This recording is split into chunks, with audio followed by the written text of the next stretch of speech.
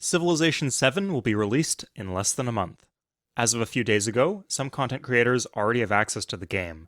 They will use this to make reviews and content that will be released as early as a week before the release date of the game in February. This is pretty standard, but some netizens were concerned, criticizing the arrangement and saying that there might be potential for bias. Okay, that last one I made up, but the others are real. I think the core issue here can be cleared up really quickly, but there's a broader question. Can you trust YouTube reviews of PC games? People rely on YouTube more than ever, so it's a question that's worth asking. Even AAA games nowadays, honestly, especially AAA games nowadays, are often released as bare bones begging for DLC or as an unfinished mess.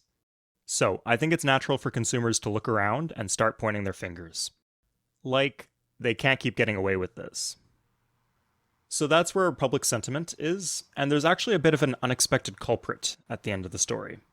We're also going to be talking about finding good alternatives for finding out if you like a video game or not. I should tell you up front, I've been given or offered Steam keys for games in the past. I've not been given one for Civ 7. I will buy the game myself and probably do videos for it. Anyway, let's get started. We'll clear up the initial issue. This is just how reviews work. Broadly speaking, in media. For music, movies, etc., reviewers get access to it before the work is released so that they can get their review ready early. These are known as advanced review copies, or ARCs. So no, this is not a favor for a favor situation. I should add that giving out review keys this early shows confidence in their product. If they thought the product wasn't finished, they probably would want to delay showing it to people. I'm a little salty that these early access reviewers will be sleeping like a baby while I'm brewing up another pot of coffee making videos. But realistically, I'll be caught up within a few weeks, and there will be years of time for whoever wants to make well-informed videos on Civ 7. The content lifecycle of a game like Civ is a decade long. Early access doesn't really give much of an advantage.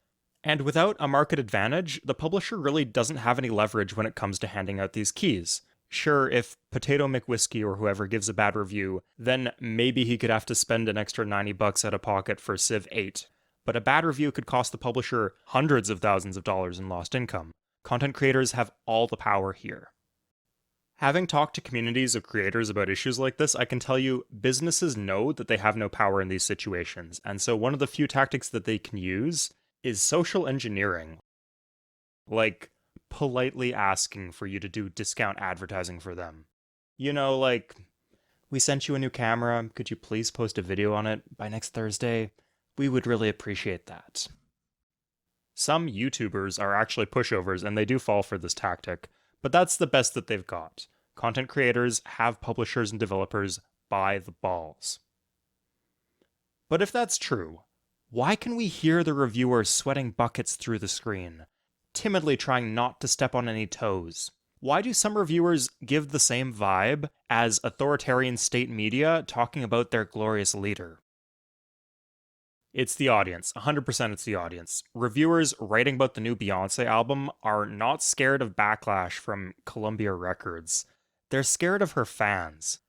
Fans of Playboi Carti leaked a YouTube reviewer's divorce papers because they didn't like reviews he did for associated artists. And it's not just outrage and backlash. If you don't give people what they want to hear, your videos just don't get traction. I will let you in on a secret. From the creator side, YouTube has gamified the process of running a channel. The same tactics that are used to keep you hooked on social media and dating apps are being used to keep content creators hooked on making videos. In discussions I've been part of, a lot of YouTubers claim that they are addicted to checking the analytics tab, that they are constantly refreshing to see if the numbers will go up. Our brains are fried by the dopamine. And if you tell people things that they don't want to hear, the dopamine train is not leaving the station. I'd recommend watching Filthy Robot's State of the Channel 2023 video. It covers a lot, but a small part of it mentions this issue, how he feels shitty when views are down, and for him, this is his job. If people don't watch his stuff, he doesn't get paid. The desire to deliver for the audience permeates into everything we do, from the games we purchase, to topic selection, what goes into the script, and yes, what opinions we share about the games that we play. People who are longtime fans of my channel might notice some subtext here. that I used to make videos about Civ 3, and lately I've been making videos that are marginally more successful about other games. And part of this is me wanting that line to go up, but it goes deeper than that. This channel was not started for me to play single-player Civ 3. This channel was multiplayer stuff to show to my multiplayer friends. Multiplayer Civ 3 is the game that I go to when I just want to sit down and play something fun. I just don't have that much time to play games. If I sit down and play single-player Civ 3, I am doing it with the audience in mind, whether on stream or when I'm making videos. And that's fine. At heart, I am a clown. I love to entertain people, I love to perform. Streaming does not feel like work to me. But the audience is there. All of this is to say that YouTubers have an extremely strange relationship with the games that they play, that it's hard for them to separate their experiences with the game from what they're delivering to the audience, and that they have a huge incentive to just lie and say they liked a game that they didn't like, or vice versa, if that's what they think the audience wants to hear. So to be clear, I don't think you should rely entirely on YouTube reviews when you make decisions about what you buy. If your favorite YouTuber seems scared to critique a new game, it's not coming from the publisher. It's coming from the expectations of the audience. So, YouTubers make entertaining videos, and they can be informative, but it's good to diversify where you're getting your information from. So where else can you go? Now, you might expect me to say that you should trust the fans, wait until you see the community reception, but honestly, no. Say what you will about reviews, but the people making them have actually played the game in question. But if you see a comment with 100 upvotes bashing humankind, how many of these people do you actually think have played that game?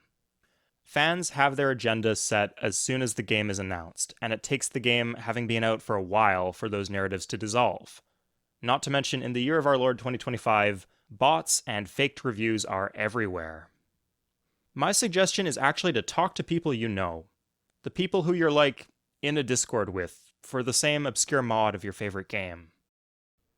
No, not that one. Right. These are real human beings who like the same things that you do, and you can get a feel for their individual tastes. Sometimes they criticize the game in a way that makes you want to buy it more, or they'll praise a game in a way that makes you want to buy it less. If you approach these types of discussions with an open mind, you would be surprised at how helpful it can be for everyone. So that's my one suggestion. I should also mention traditional journalism, and having been a kid who read every single issue of Electronic Gaming Monthly, the soft spot is definitely still there for me. In theory, they have an established front and can withstand the heat from individual reviews that are unpopular with fans or publishers. It hasn't always shaken out that way, and I'm kind of drawing a blank here in terms of which individual sites I would recommend. Regardless though, if you do check out journalism, read the actual text of the review, don't just look at the score. Alright, that's all for today. Let me know in the comments what you think. Where can you go to learn about the games that you should be playing? What sources are most trustworthy? Cheers.